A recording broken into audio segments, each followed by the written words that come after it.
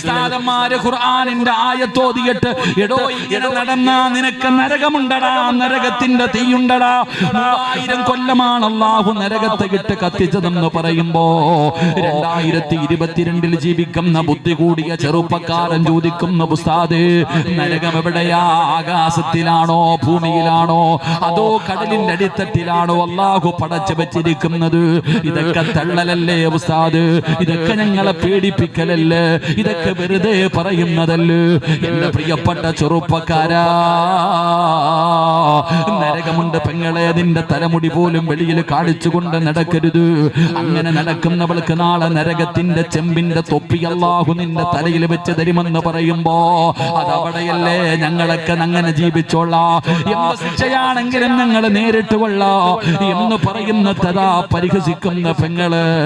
മോളെ, നിനക്ക് നരകമുണ്ടെന്ന് ഞങ്ങൾ പറയുമ്പോ വിശ്വാസം വരുന്നില്ലെങ്കിൽ, നരകത്തിന്റെ ഭയാനകമായ ശിക്ഷകളെ കുറിച്ച് പറഞ്ഞു തന്നിട്ട് നിനക്ക് തിരിയുന്നില്ലെങ്കിൽ, മോളെ പറഞ്ഞിട്ട് തിരിഞ്ഞില്ലെങ്കിൽ കാണുമ്പല്ലോ, പറഞ്ഞിട്ട് തിരിഞ്ഞില്ലെങ്കിലും കാണുമ്പോ നിനക്ക് തിരിയുമല്ലോ. കണ്ണുകൊണ്ട് കണ്ടാ വിശ്വസിക്കുമോ? കണ്ണുകൊണ്ട് കണ്ടാ വിശ്വസിക്കുമോ? എന്റെ പ്രിയപ്പെട്ടവരെ, വേണമെങ്കിൽ നിങ്ങൾ വിശ്വസിച്ചാ മതി. എന്റെ പ്രിയപ്പെട്ടവരെ, നിങ്ങൾ കണ്ണുകൊണ്ട് കാണുന്ന ഒരു സമയമുണ്ടല്ലോ, പുറക്കാട് പള്ളിയുടെ ഖബർസ്ഥാനിൽ നിന്ന് ഇസ്രാഫീൽ എന്ന് പറയുന്ന മലക്ക് സൂർ എന്ന് പറയുന്ന കാഹളത്തില് രണ്ടാമത് മൂതുന്ന ദിവസം ഖബറിനകത്ത് നിന്ന് എഴുന്നേറ്റ് വരികയാണ്. പട്ടിയുടെയും പന്നിയുടെയും കഴുതയുടെയും പേപ്പട്ടിയുടെയും നടന്നു വരുന്നവർ, ഇഴഞ്ഞു വരുന്നവർ, മുഖത്ത് മാംസമില്ലാത്തവർ, കുഷ്ഠരോഗി പോലെ വരുന്നവർ, പുഴുത്തുനാറി വരുന്നവർ, പേപ്പട്ടിയെ പോലെ വരുന്നവർ, ഇഴഞ്ഞു വരുന്നവർ, പിൻദ്വാരങ്ങളിൽ കുടികുത്തി വെച്ച് കൊണ്ടുവരുന്നവർ, ഇതുപോലെ നാളെ പുറക്കാട് പള്ളിയുടെ ഖബർസ്ഥാനിൽ നിന്ന് ഉടുതുണിയില്ലാതെ ഖബറിനകത്ത് നിന്ന് എഴുന്നേറ്റ് വരുമല്ലോ.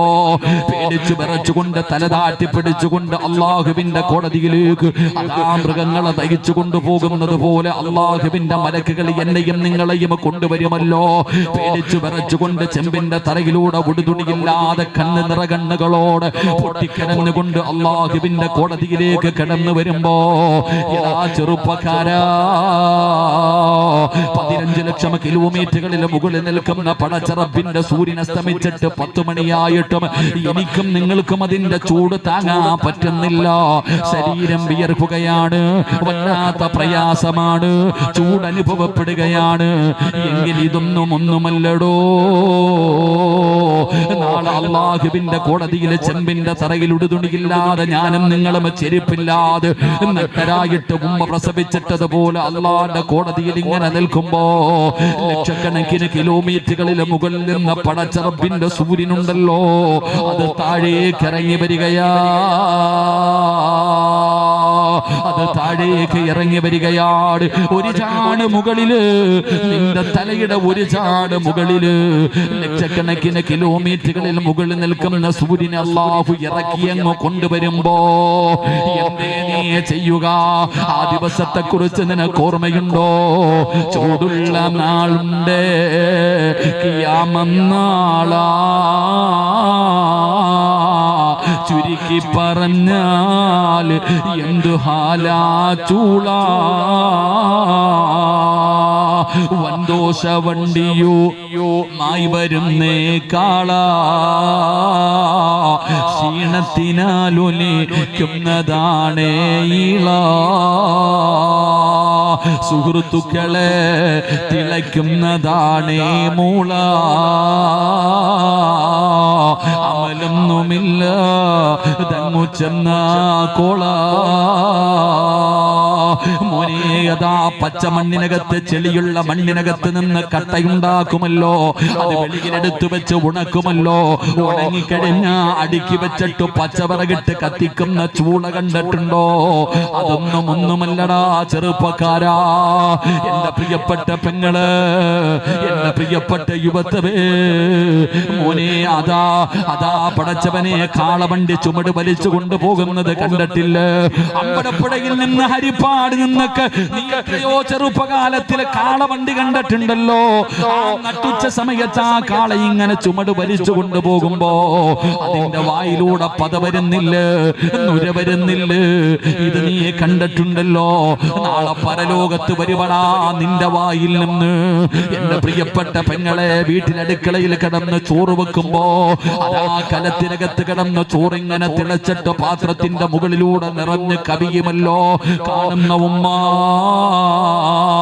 നാളെ പടച്ചറപ്പിന്റെ കോടതിയിൽ വെച്ച് നിന്റെ തലയ്ക്കകത്ത് കിടക്കുന്ന തലച്ചോറുണ്ടല്ലോ, അതിങ്ങനെ പൊങ്ങും പെങ്ങള്. തലച്ചോറ് തിളച്ചിട്ട് നിന്റെ കണ്ണിന്റെ മുകളിലൂടെ ഇങ്ങനെ ഒലിച്ചിറങ്ങുന്ന ഒരു ദിവസം വരാറുണ്ട്.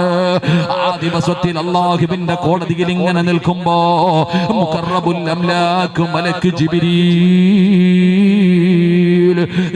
അലൈഹിസ്സലാം നരകത്തിന്റെ കാവൽക്കാരനായ മാലിക് എന്ന് പറയുന്ന മലക്കിന്റെ ചാരത്ത് കടന്നു ചെല്ലുകയാ. മാലിക്, നരകത്തെ കൊണ്ടുവരാൻ അല്ലാഹു പറഞ്ഞിരിക്കുകയാ.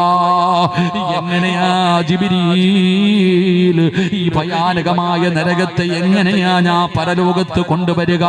അല്ലാഹുവിന്റെ കൽപ്പനയാ മാലിക്. ഈ ലോകം മുഴുവനും അടക്കി ഭരിക്കുന്ന പടച്ചറബിന്റെ കൽപ്പനയാണ്.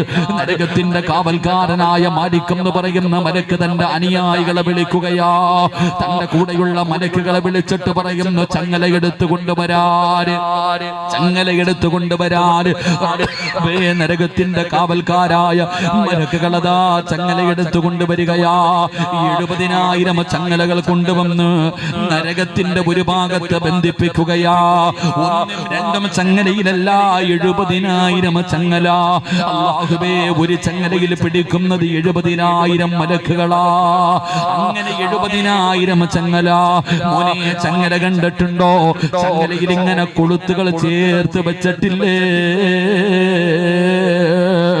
നരകത്തെ വലിച്ചു കൊണ്ടുവരുന്ന ചങ്ങലയിലും കൊളുത്തുകളുണ്ട്. ആ ചങ്ങലയിലെ ഒരു കൊളുത്തിന്റെ വലുപ്പം നിനക്കറിയോ? ഈ കാണുന്ന ദുനിയാവിനെക്കാളും വലുതാ. ഈ കാണുന്ന പ്രപഞ്ചത്തിനെക്കാളും വലുതാണ് വാപ്പാ. ഇങ്ങനെ കരഞ്ഞു വിളിച്ചുകൊണ്ട് പടച്ചറപ്പിന്റെ നരകത്തെ ഇങ്ങനെ കൊണ്ടുവരുമ്പോ അല്ലാഹുവിനോട് പറയുമടാ യുവത്തവേ, അല്ലാഹുവിനോട് പറയും പെണ്ണേ. ഇല്ലെന്ന് പറഞ്ഞ് നെളിഞ്ഞു നടന്നവര്, അല്ലാഹുവിന്റെ ഖുർആനിനെ പരിഹസിച്ചവര്, ഇതൊക്കെ പുച്ഛിച്ചു തള്ളിയവര് നാളെ അല്ലാഹുവിന്റെ കോടതിയിൽ ഈ നരകത്തെ ഇങ്ങനെ കൊണ്ടുവരുമടോ. വൈദാ റാത്തഹും മിൻ മകാനിൻ ബഈദ്. ആ നരകത്തെ ഇങ്ങനെ കൊണ്ടുവരുന്നത് കാണുമ്പോ അവിടെ നിന്ന് പറയുമടാ, റബ്ബനാ അബ്സറിനാ വസമിഅനാ ഫർജിഅനാ. അല്ലാഹുവിനോട് പറയുന്നു, അല്ലാഹ്, എന്റെ രക്ഷിതാവായ റബ്ബേ, കണ്ടു റബ്ബേ, കണ്ടു റബ്ബേ, നരകത്തെ കണ്ടല്ലോ, തീ കണ്ടു റബ്ബേ, വലിപ്പം കണ്ടു റബ്ബേ, ശിക്ഷ കണ്ടു റബ്ബേ, വസമിഅനാ, എന്റെ ചെവി കൊണ്ട് ഞാൻ അതിന്റെ വിളി കേൾക്കുന്നു അല്ലാഹ്. വിശ്വാസമായി റബ്ബേ, ഫർജിഅനാ, തെണ്ടുമടാ ചെറുപ്പക്കാരാ. നാളെ പരലോകത്ത് കിടന്ന് തെണ്ടുകയാ. അല്ലാഹുവിന്റെ കോടതിയിൽ കിടന്നിട്ട് യാചിക്കുമടാ, ഞാനെല്ലാം കണ്ടു പടച്ചവന് ഒരു ചാൻസ് കൂടെ താ അല്ലാഹ്. നിലവിളിക്കുകയാ. ആരും നീ തന്നെ നിലവിളിക്കുകയാണ്. യാ വൈലത്താ, യാ ഹസ്രത്താ, എന്റെ നാശമേ, എന്റെ നാശമേ എന്ന് പറഞ്ഞുകൊണ്ട് പരലോകത്ത് കിടന്ന് യാചിക്കുമെന്ന് നിലവിളിക്കുമെന്ന് ഖുർആൻ പറയുമ്പോ നിനക്കൊക്കെ തമാശയായി പോയില്ലേ?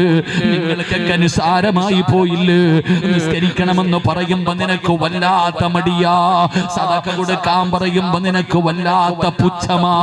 പെണ്ണെ, വ്യഭിചരിക്കരുത് മോളെ. ശരീരം മറച്ചുകൊണ്ട് നടക്കണം, ഫർദ് ധരിച്ചുകൊണ്ട് നടക്കണം, ഹിജാബ് ഇട്ടുകൊണ്ട്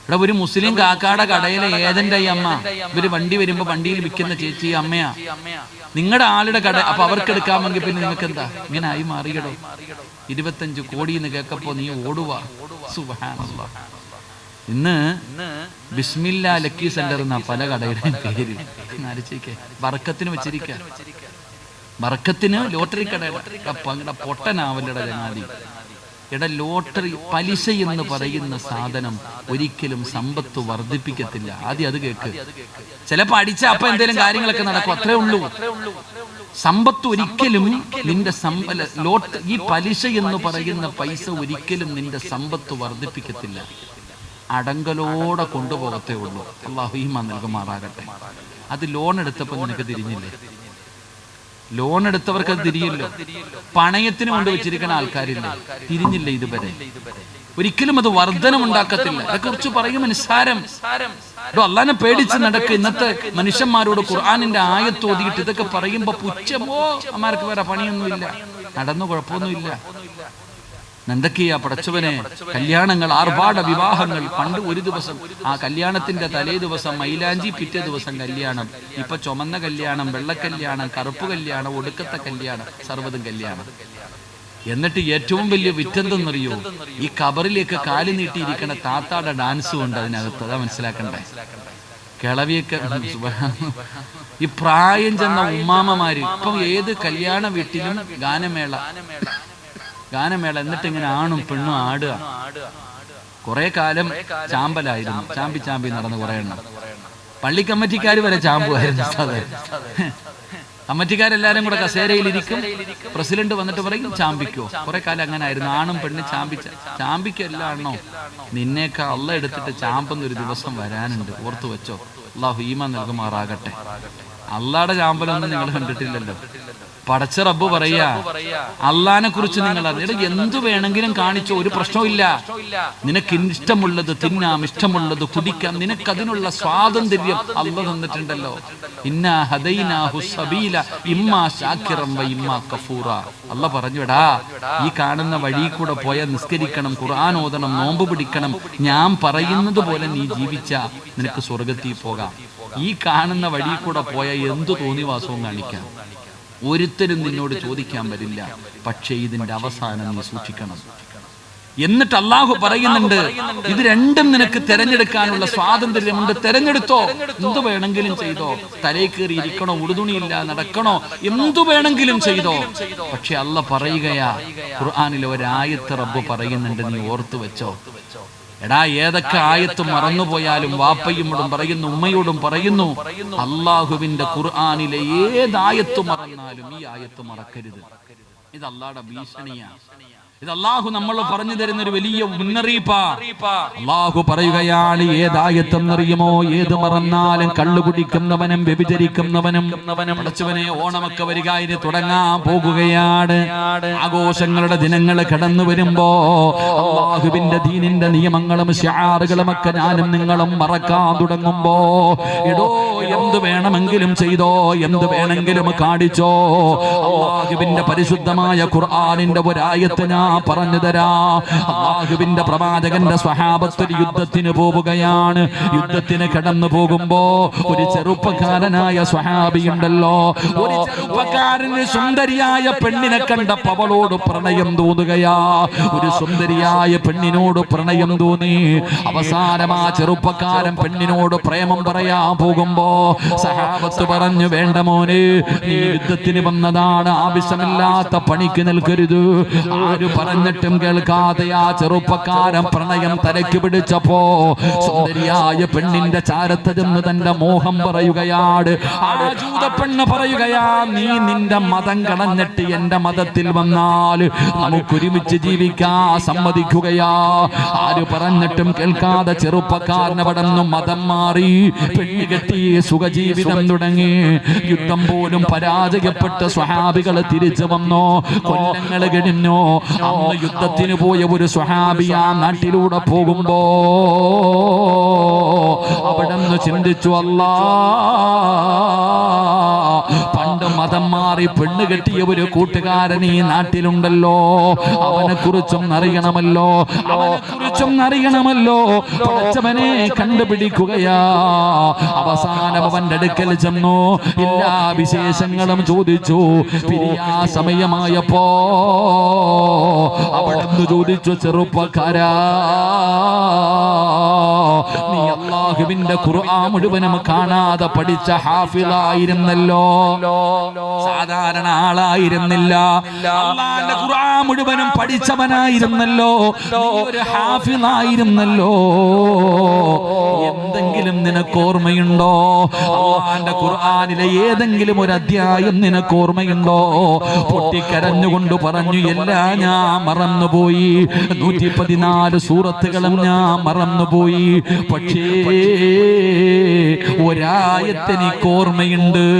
ഒരേ ഒരായത്ത് മാത്രമേ എനിക്ക് ഓർമ്മയുള്ളൂ. എന്റെ ചെറുപ്പക്കാരാ,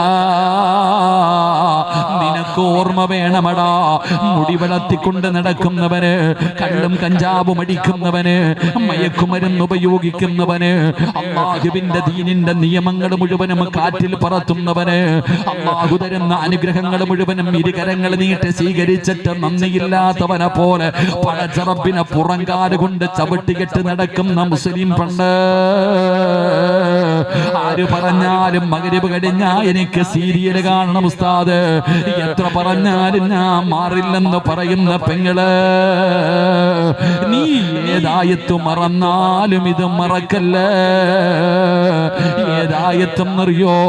വത്തഖൂ യൗമന തുർജഊന ഫീഹി ഇലല്ലാഹ്. ഏതായത്തും മറന്നാലും മറക്കല്ലേ. ഇത് ഹൃദയത്തിൽ എഴുതി വെച്ചോ, ഇത് നീയൊക്കെ ഹൃദയത്തിൽ എഴുതി വെച്ചോ. വത്തഖൂ യൗമന തുർജഊന ഫീഹി ഇലല്ലാഹ്. അല്ലാഹു പറയുകയാ, അല്ലാഹു പറയുകയാ, ഒരു പഴഞ്ചൊല്ലുണ്ട്, ഓൻ തോടിയ എവിടെ വരെ ഓടും. നമ്മുടെ നാടൻ ഭാഷ പറയുമല്ലോ, എടാ ഓൻ തോടിയ എവിടെ വരെ ഓടും. അല്ലാഹു പറയുകയാ, നീ പോയാ എവിടെ വരെ പോകും. അല്ലാഹു പറയുകയാ, നീ എവിടെ പോയാലും എന്റെ മുന്നിൽ തന്നെ നീ തിരിച്ചു വരും. ഇത് അല്ലാഹ് പറഞ്ഞതാ. നീ എവിടെ പോയാലും എന്റെ മുന്നിൽ വരുവടാ. നിനക്ക് ഞാൻ ഒരുക്കി വെച്ചിട്ടുണ്ട്, നീ വാ. അല്ലാഹു നമുക്ക് ഈമാൻ നൽകുമാറാകട്ടെ. അല്ലാഹു നമുക്ക് ഈമാൻ നൽകുമാറാകട്ടെ. ഖുർആനിന്റെ ആയത്തുകൾ കേട്ട് നിസാരമാക്കുന്ന നിന്നെ അല്ലാഹു തിരിച്ചു കൊണ്ടുപോകുകയും നിനക്ക് ഉറപ്പായിട്ടും നിനക്ക് കഠിന ശിക്ഷ അല്ലാഹു തന്നിരിക്കും. അല്ലാഹു നമ്മളെ കാക്കുമാറാകട്ടെ. അല്ലാഹു നമ്മളെ കാക്കുമാറാകട്ടെ. എൻ്റെ പ്രിയപ്പെട്ട സഹോദരങ്ങളെ, 3 ഇൻഷാ അല്ലാഹ് ഒന്നുകൂടെ പറഞ്ഞ് നമുക്ക് പിരിയാം. അല്ലാഹു ഭാഗ്യം തരുമാറാകട്ടെ. 3 ഖുർആനിനെ പരിഗണിക്കാതെ വരുമ്പോ, ഖുർആനിനെ സാരമാക്കി കാണുമ്പോ അല്ലാഹു തരുന്ന 3ാമത്തെ ശിക്ഷ എന്താ? വമൻ അഅറദ അൻ ദിക്രി ഫഇന്ന ലഹു മഈസതൻ ലൻകാ ونحشره يوم القيامة أعمى قال رب لم حشرتني أعمى وقد كنت بصيرا قال كذلك أتتك آياتنا فنسيتها وكذلك اليوم تنسى. അല്ലാഹു പറയുന്ന 3ാമത്തെ ശിക്ഷ, അല്ലാഹുവിന്റെ ഖുർആനിന്റെ ആയത്തുകളെ പരിഗണിക്കാത്തവന് അല്ലാഹു തരുന്ന 3ാമത്തെ ശിക്ഷ. അല്ലാഹു നമ്മളെ കാക്കുമാറാകട്ടെ. പഴയതുപോലെ എല്ലാവരുടെ കയ്യിലും പൈസ ഒക്കെ ഉണ്ടോപ്പാ? ഉണ്ടോ? എവന്റെ അടുക്ക ചോദിച്ചാലും ഇല്ല എന്നാ പറയണേ. ഉണ്ടെന്നൊരുത്തിനും പറയണില്ല. അല്ലാഹു ഈമാൻ നൽകുമാറാകട്ടെ. പിരിവിനൊക്കെ പോകാൻ സങ്കടം ഉസ്താദ്. പിരിവിന് പോകുമ്പോൾ, ഞാനിപ്പോ വായ്പാട് പള്ളിയിൽ നിന്ന് പിരിവിന് പോകുന്ന കാര്യം പറയുമ്പോൾ ഞാൻ പറയും കുറച്ച് പൈസ കൈ വെച്ചോളാം. കാരണം എന്തേ? പിരിക്കാൻ പോകുന്ന വീട്ടിൽ അവന്റെ സങ്കടം കേൾക്കുമ്പോൾ അങ്ങോട്ട് കൊടുക്കാൻ.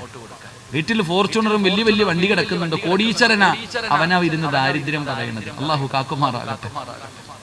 എടാ, ഇന്ന് ആരോട് ചോദിച്ചാലും പറയണത് പൈസ ഇല്ലാന്ന്. ഉണ്ടെന്ന് ആരും പറയണില്ല. പൈസയൊക്കെ എവിടെ പോണെന്ന് അറിയുന്നില്ല. സുബ്ഹാനല്ലാഹ്.